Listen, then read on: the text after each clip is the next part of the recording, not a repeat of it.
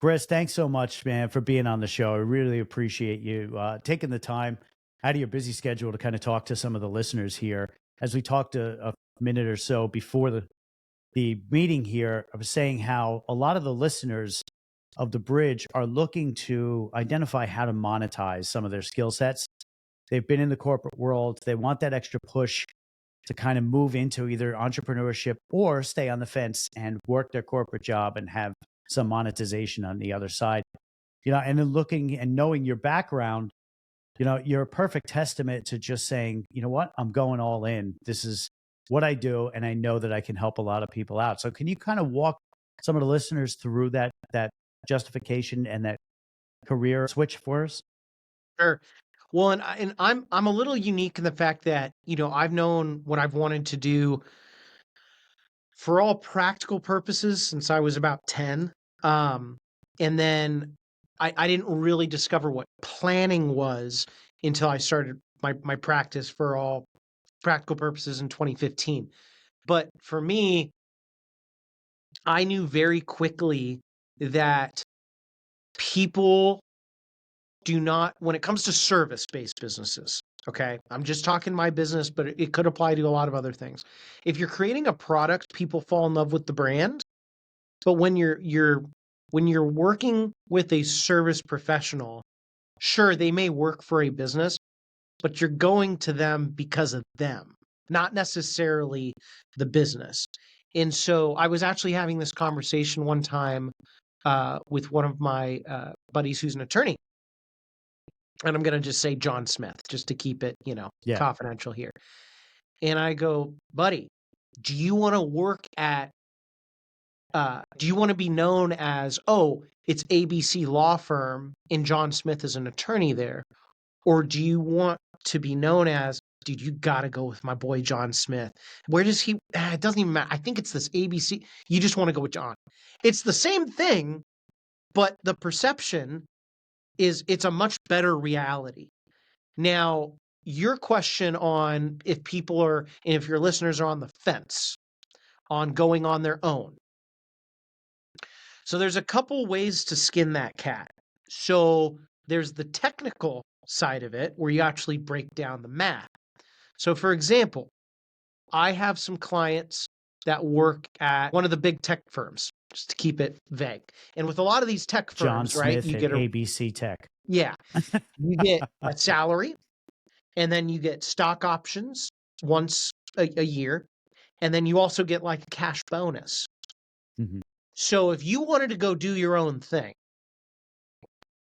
all things being equal, you got to do better than that from a math standpoint, right? So if all in you're making $200,000 at tech company A and you want to go and consult on your own, well, you got to work backwards as to what you're charging, how much you're going to work, how many clients you need, and how much you are going to basically be able to withstand to get to that 200 and beyond. So, for example, one of the things that I like to look at if I'm analyzing a business is something called return on invested capital. It's one of the most valuable things that you can do.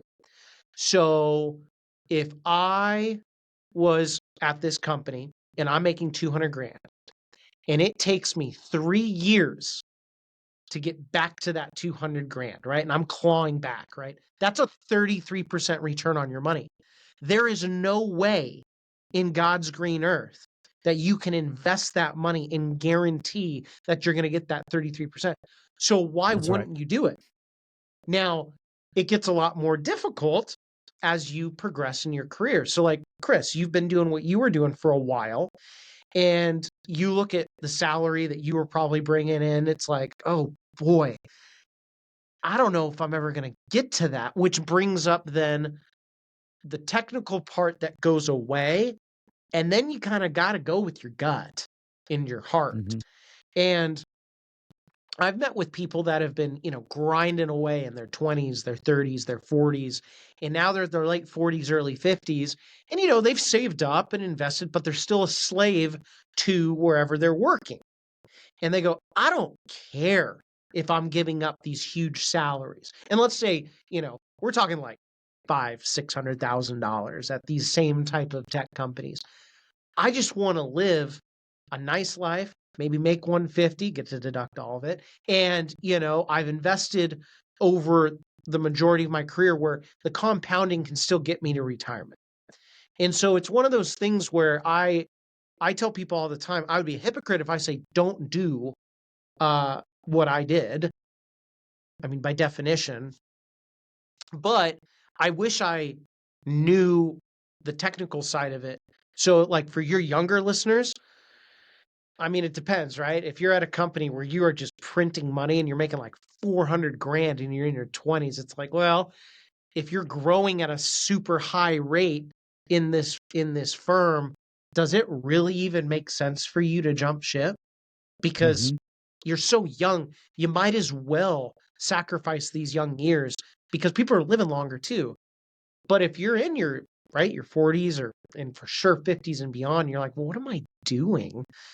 You got to make sure that you have your number in mind. And by number, I mean like what you need to live off of type of deal. And then if you know you're going to get there just on the compounding and you don't need to keep saving at the high rates that you've been able to afford to do so, then you're actually not taking any risk by leaving. Other than you may be living leaner than you have, but then you're a whole hell of a lot happier. So it's Yeah. it's it's a it's a tough question to wrap people's heads around. I wish it was easy. It really is too. And one of the things we're seeing now is people are starting to realize that diversification or diversifying their revenue streams is more important, because of the recent layoffs and things like that. And I've always been a proponent of, having that extra side business, to bring in money that, we talked before. They were funding my family vacations down to Disney with my kids Right. every 2 years, and then it was at the point where the company I was working at, ABC Tech firm, they had to have massive layoffs, but I knew I was going to be okay. I had some great people I worked with, and I also have a coaching practice that I've had for the last 10 years. So I didn't really give it a second thought that, oh my God, everything is crumbling now. It's all over. My whole lifestyle. Yeah, as we do when you get, you know, laid off from a position, then you wind up thinking that's your first initial thought is how am I going to live? What am I going to have to sell? And what's going to happen? When you have those type of side hustles or when you have that on the fence mentality that, all right, I'm going to make some scratch over on this side, it gives you a little bit of a buffer to where when your manager comes on and says, unfortunately, we have to let you go, the whole mindset changes. Yeah. And you say, which I technically did. I said to my manager, I said, look, I know what's going on. I had such a great time here. I really appreciate it. Let's keep in touch. We used to talk golf all the time because both golf fans. And, he had said to me, he goes, everybody else was flipping out and getting on the call with you. We laughed. We had a good time. And, I kind of cooled him off for the next conversations you need to have. So I'm not saying to any of the listeners that no, you shouldn't go the entrepreneurship route because you do. And I agree with you, Chris, 1,000%. You need to know what your numbers are and reverse engineer from there to understand what your lifestyle is and how to sustain it as long as you can until you replace that income. So I'm not saying that you need to go all in on that side. And I'm not saying that you should stay at a corporation and that's your career path, like our parents did 25 years at a company, collect a gold watch and go play golf somewhere. Where I coach and where I specialize is kind of having both of those things.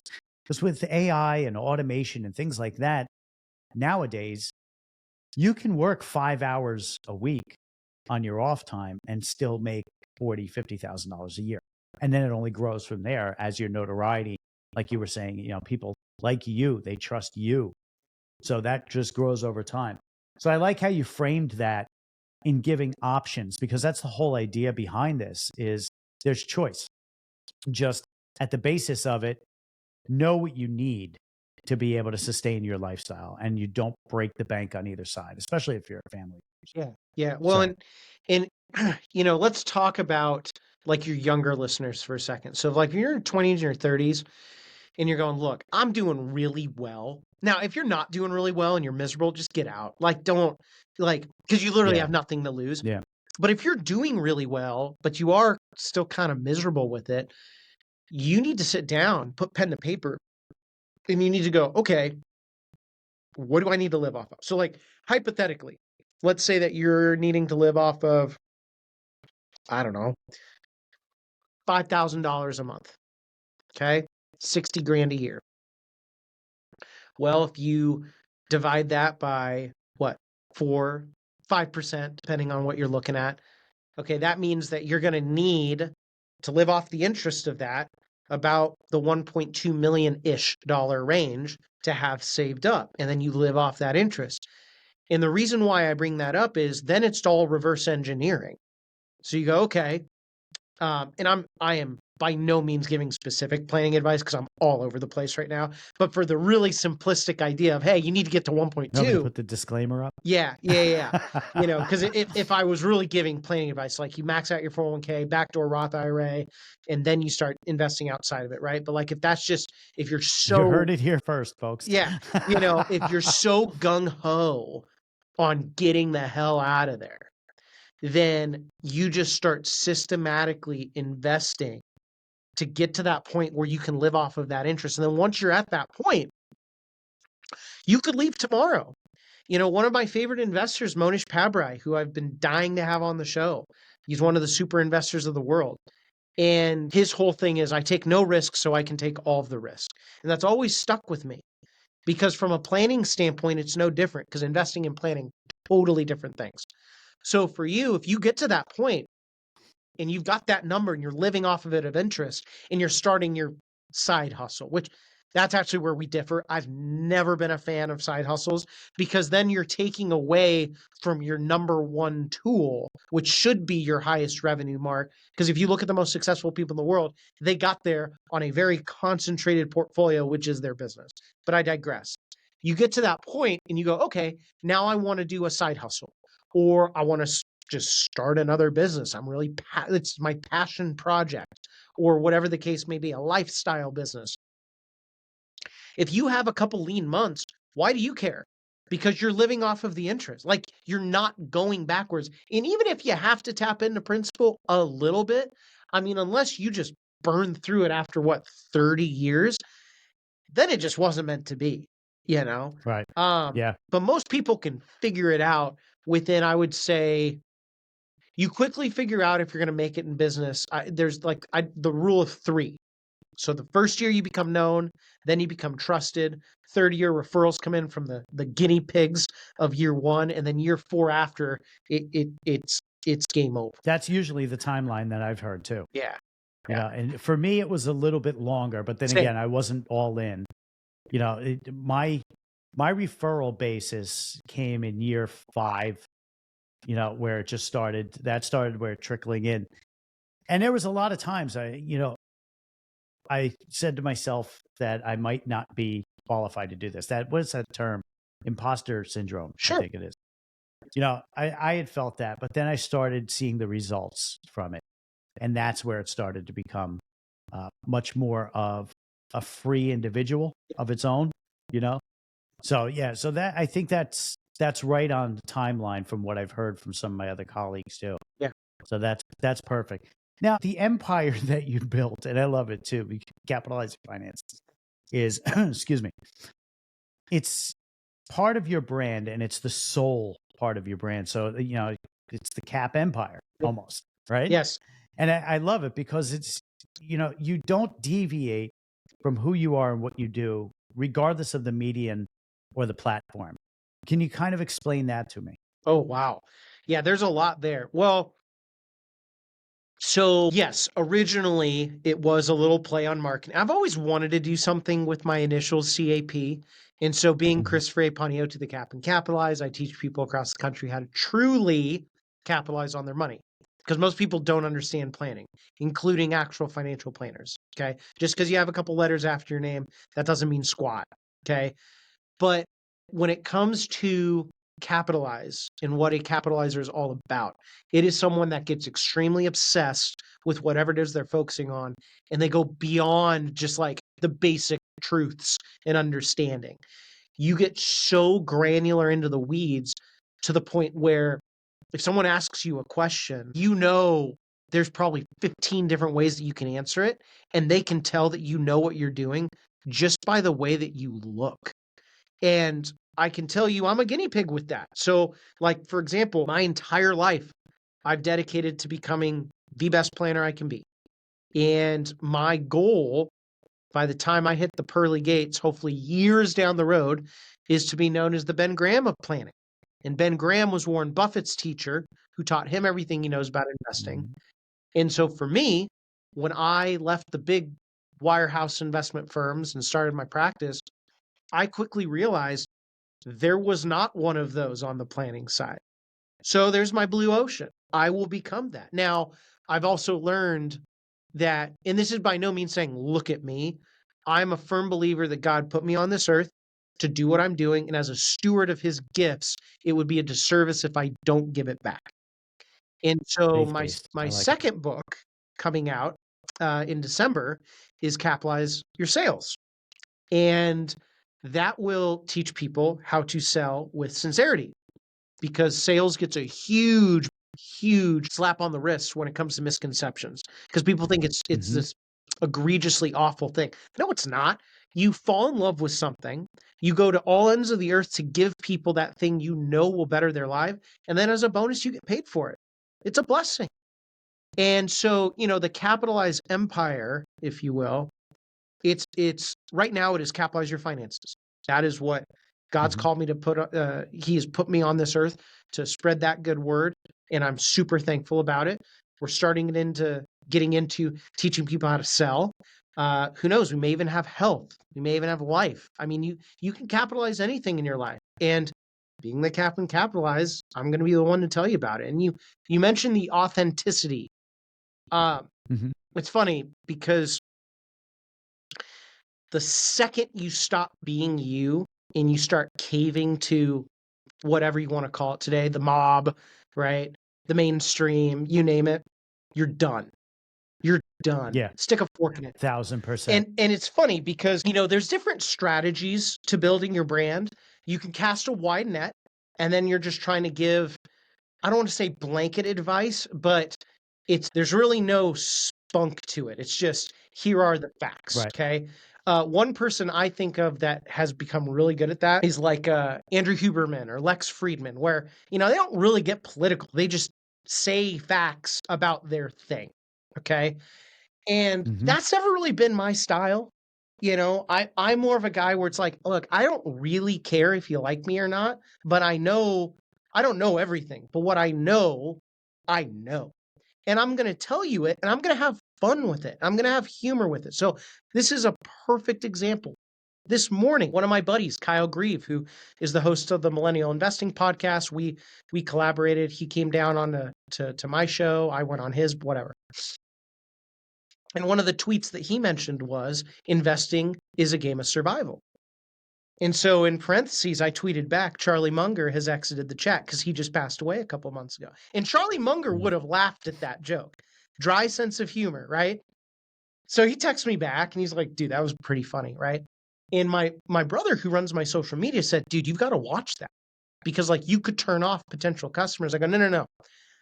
Those are the type of people I don't want because you've got to Yeah. understand the actual humor of it. And if you don't understand it, then I'm not for you. I don't That's need to right. cave to Yep. that. I don't need that. Like I actually start out a lot of my seminars with this. Maybe it's a little controversial. I don't need to be here. There are a million things that are on my plate. Being a good father, being a good husband, being a steward to the clients that already trust me, all $140 million that entrust us, putting out great content on our pod, being a present brother, a great son.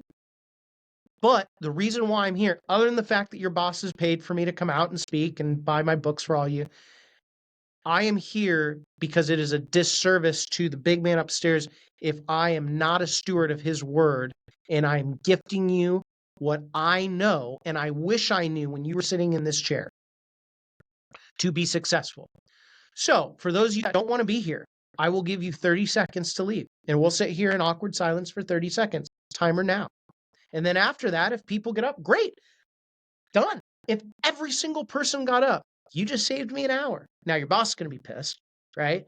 But I'll tell you what, most people don't get up. There's a few that do. Great. They dug their own grave.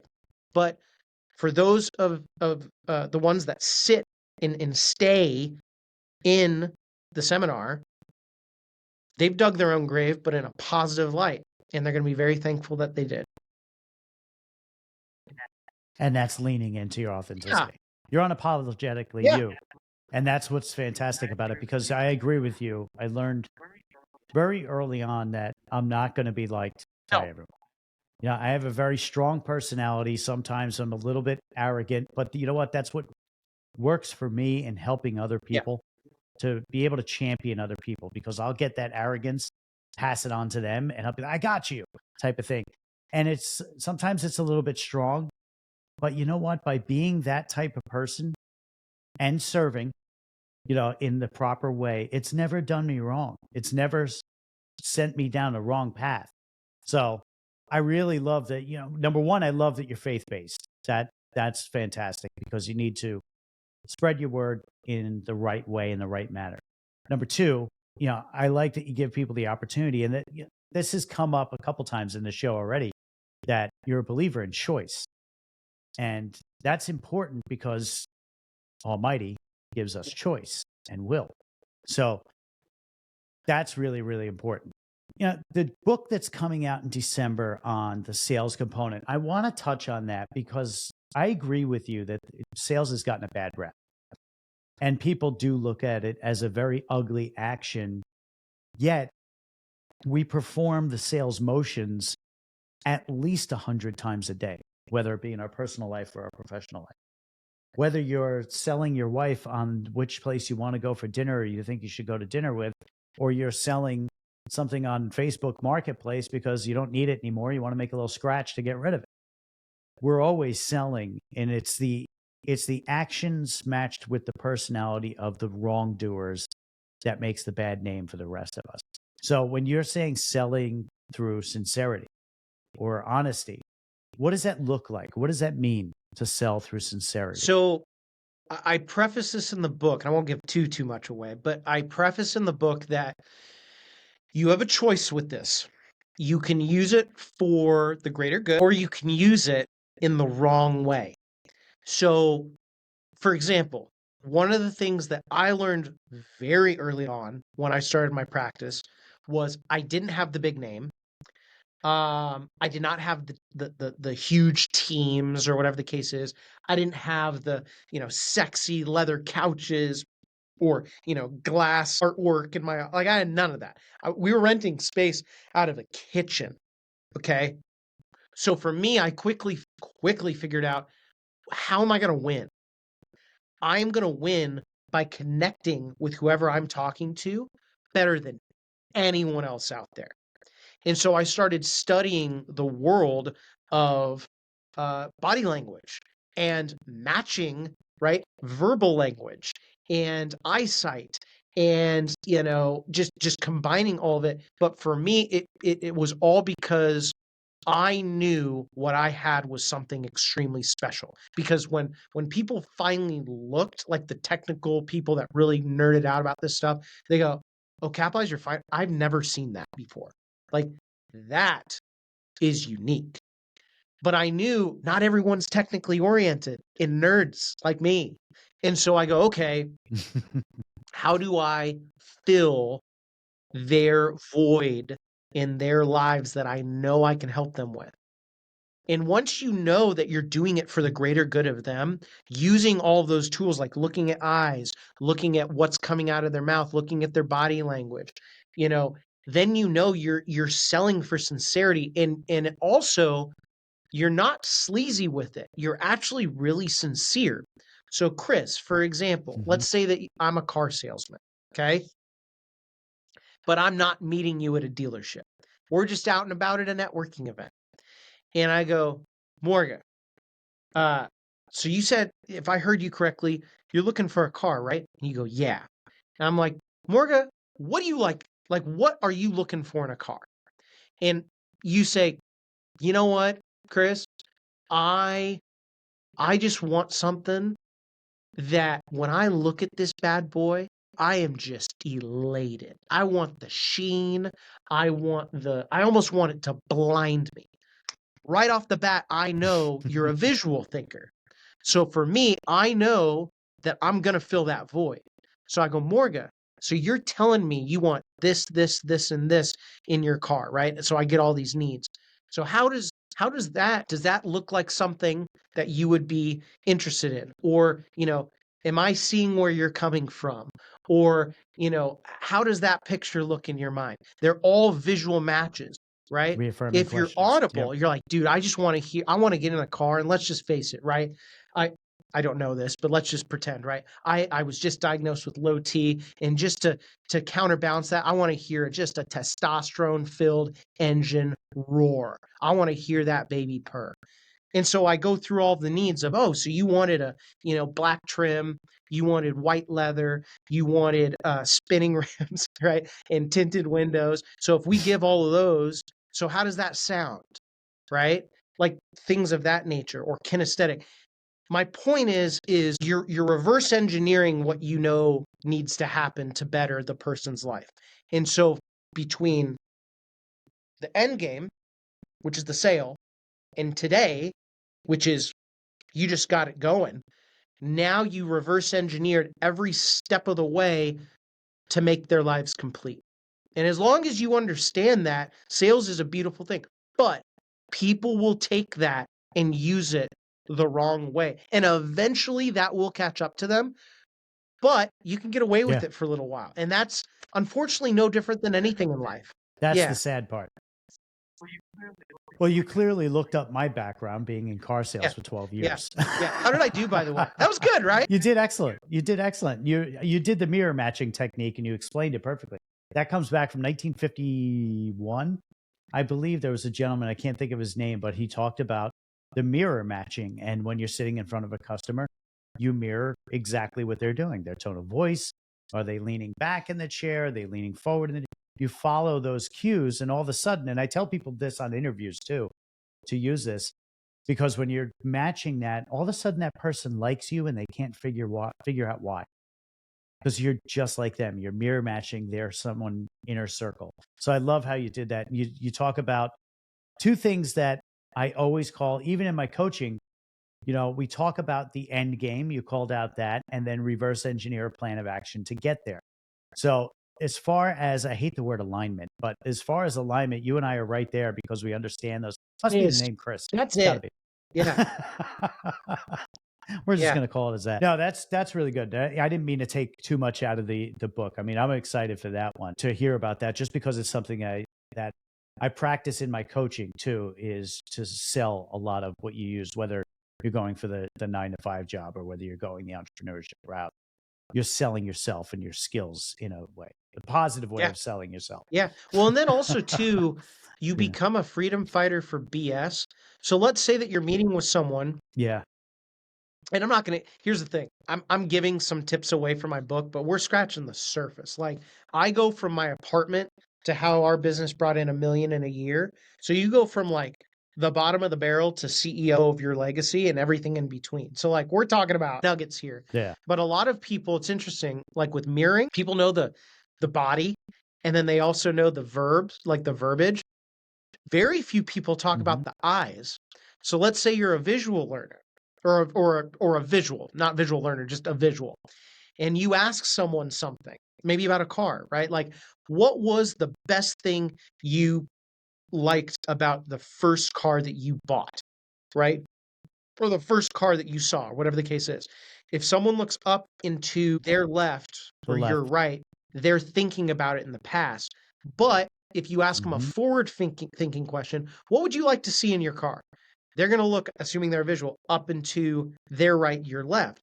So if you ask someone a past question and they look up into the right, they're lying because they're trying to think of Hmm. something to say. That's the And visual so quadrant. then Yep. you don't call them out on it, but I take No, a note. but you Yeah, and I use go, it. "Are you sure?" Right? And they'll go, "Nah, no, you're right." And in my head, I'm like, "Well, yeah, I am." But outside, I don't say that. Audibles, it's the same thing, but it's sideways. And kinesthetics, which are feelers, that's a very small group of the population. They only look down. I think they look down into their left, and that's regardless of if they're thinking before or after. So they're really, really Right. tricky. Yeah, But it's most down to people the left. don't, right? Most Yeah. people are not kinesthetics. And so, by understanding eyes, what's coming out of the mouth, the leaning and the mirroring, right? Even hands or crossing your legs or whatever the case is, people can think that's really sleazy and arrogant. It's not, because you are going to do everything in your power once they become a client to sincerely help them. But until then, you kind of Yeah. have to play the dance of life. Yeah. And you're right. There's nothing sleazy about it. You're trying to show that person that, look, I market maybe similarly than other people, or I speak the same game as other people, but I genuinely want to break through. And unfortunately, these are all time tested things that have gone through since the beginning of us. So we have to use them and have to be able to understand them in a way to where we can break through and say, look, I'm not here to hurt you. I'm here to help you because this is my area of expertise. This Yeah. is what I know. So that was perfectly put. Oh man, we could go through sales talk for 37 hours on Well, hey, this type man, of by the thing. end of the year, if you ever want me back on, because eventually we're going to start, and this is just a passion project for me, is talking to businesses and corporations and teaching people how to capitalize on their sales. It's one thing to make a lot of money, it's another to be a Hmm. steward and then turn around and prudently capitalize on your finances. And shockingly, no one else is doing that out there. So again, being called to do it, I'm here to provide it. Yeah, and there definitely is an open gap for that too. I sometimes feel like I'm battling upstream even in my practice because I'm a very strong believer in you can have both. You can work and still give your all to the company that you're working for, but also still provide a service or provide some know-how to your clients and multiply those revenue streams. So, yeah, I know you're not a fan of the side hustle, but in my mind, it just makes sense. Our parents and our grandparents had multiple jobs to increase their revenue streams. Nowadays, why wouldn't we? And you're not taking away from either or. It's just smart, because not everybody has that gift of, okay, I can go and invest, or I'm going to go play the stock market and that's going to be my revenue. I'm going to play the real estate game and I'm going to flip some homes on the weekend. Not everybody can do that. But there's a very low barrier to entry when it comes to, I make some, sweaters on the weekend and I want to sell them on Etsy. Yeah. Why not? It's not killing Yeah. anything. You know what I mean? So I like the financial side of things and I like how you're bringing this holistic point of view to it. And I definitely think there's a gap there where my practice and your practice would make sense as a combination to, look, I know how to go and get you to achieve these type of things both in your career and in your non-traditional, and you show them how to capitalize on the financial aspect of it to really make sure that, okay, well, you're making all this money from your corporate job and your let's call it Etsy. Now what do I do with it to keep gaining on it? Well, Yeah. that's where you go to Chris, Yeah. Yeah. the Yeah. other Yeah. Chris. Yeah. Yeah. Yeah. Yeah. No, I think it's So they great. definitely think I there's think something it's just there. a different flavor. I guess for me, like the side hustle, it's weird for me because Mhm. like, yeah, Is it the well, term? and the reason why, it has nothing to do with side hustle, but like if I would say I have a side hustle, it is, so we've got the business, my wife and my portfolio, and then yeah, we got the books and the brand and all that, but like that okay, Mhm. right? I guess the portfolio would be considered the side hustle, but it's really not because that's also what I do. Yeah, it's still grounded in the entire Yeah, core of yeah. what So you I do. guess what I'm saying is, if you don't do what I do, then your side hustle could be managing your portfolio.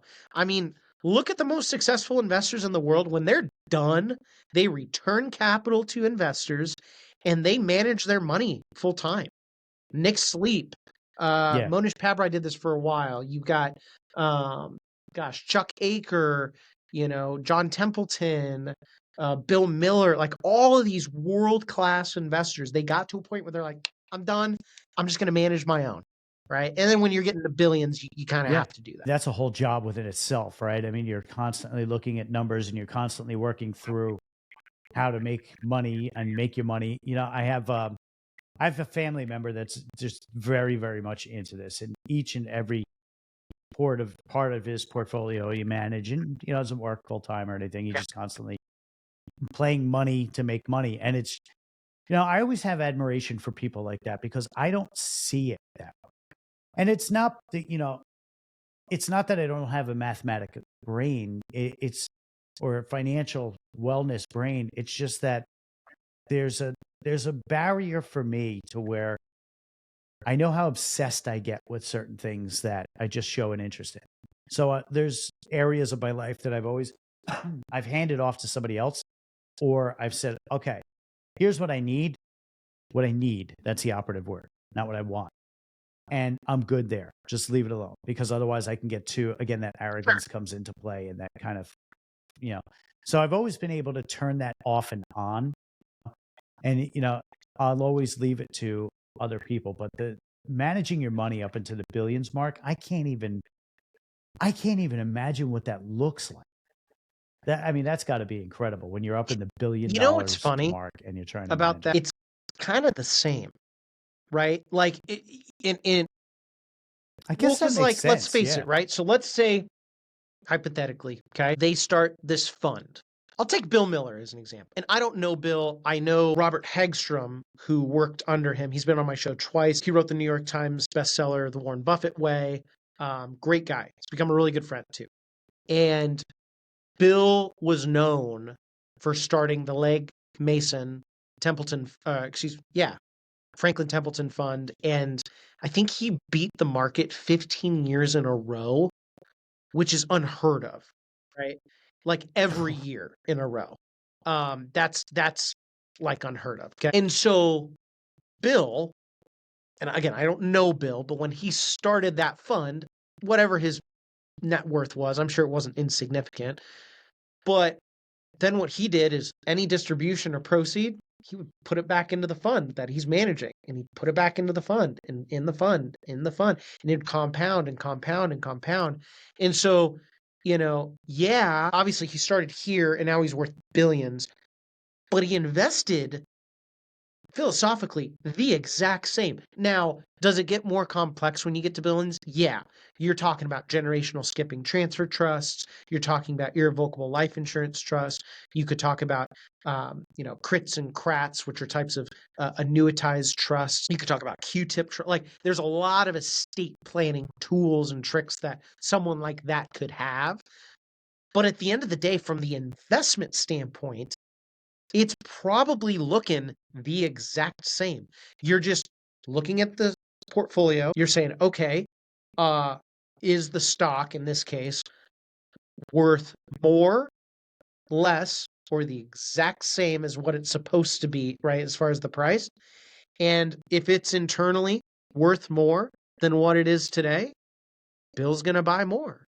If it's fairly priced, he's probably not going to touch it. And if it's egregiously more expensive than intrinsically what it's worth, he'll probably carve some off or sell it. Like that's all it is. And, for me, uh, that's just the market, right? But it's no different than like real estate portfolios that we manage for clients or private equity, privately owned businesses or private credit. Like it's all the same. Each one of them have their own different frameworks. That's what people eventually, pay me to do. But that's all in my book. Like I've told people like if you want to do this on your own, friggin' awesome. Read the book, $20 and never see me again. Like that's why I did it, because I'm not going to be around forever. But yeah, the billions, when it comes to people that have made their money like a Miller or Warren Buffett, they've done it the same way for, I mean, decades. It's always funky though when you got like the Elons where Tesla just became, huge, or Jeff Bezos or Bill Gates, where you have one company that just exploded. But most people don't have that. But when it comes to investing, they did it the exact same way that they've done it for all their clients. That's incredible. to be able to even think on that Yeah. scale. Well, yeah, I mean, this is really good because of the financial aspect of it, and I want to tie it up into a nice, neat little bow for the listeners. And when we talk about inspiration on going out on your own or following the corporate lifestyle, I think you explained it very, very well on how you did it, what drew you to it, and then also you kind of put the proof in the pudding by explaining a lot of these vehicles and a lot of portfolios and how this is done here. So there's going to be a lot of people, I'm sure, that are going to need to understand finances in a way that you do. So can you tell people where to find you other than, We our average client, okay, is worth a couple $1,000,000. I think it's 3,000,000, and then our minimums are 500,000 as of now. We make exceptions for that, but like very, very rarely. So for a lot of people, if they just want to connect with me, there's layers. So on social media, you can connect with me on Instagram, Cap and Capitalize, LinkedIn, Christopher Panogiotu, or X, Cap and Capitalize. If you want to listen to the podcast, you could go on to Spotify, Apple Pod, or YouTube, and Capitalize Your Finances is coincidentally the title as well. And then if you want to go on to Amazon and buy the book, Capitalize Your Finances, okay? It's free on Kindle. Audio, I think it's like $8. And then paperback's $19.99 and hardcover, I don't know, it's like $25. Go on to Amazon, type in Capitalize Your Finances, or you can type in my name. And we're really, really blessed to have all of these avenues. And capitalizepodcast.com is the hub where if you want to get in touch with me and my team so I can answer questions that you have on my show, or you just want me to answer a question that you may have, you go there, you shoot me and my team a message, and I'll get back to you one way or another. that's awesome. And you said, just to clarify, you said minimums, 500,000 or 500,000. Let's call it net No, worth that's minimum of people portfolio, in that range. right? Yeah. So when someone Minimum adds up like portfolio. Okay. IRAs or non-retirement Okay. accounts or 401ks, like it's half a million's the minimum now. So yeah. Yeah. Good.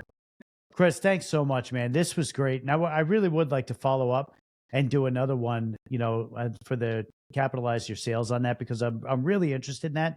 So I hate to put you on the spot and ask for some commitment on that, but Dude, I'd you love to have you totally on the you show for totally that have one. me. And I'll And tell I you can what, I edit mean, this out. depending if the stars align, you need to get your butt out to Tacoma and maybe we could do it in the studio. Oh, that would be great. That would be great. See Well, what a real hey, studio looks like. you know what? This is our Real is makeshift relative, my studio. friend.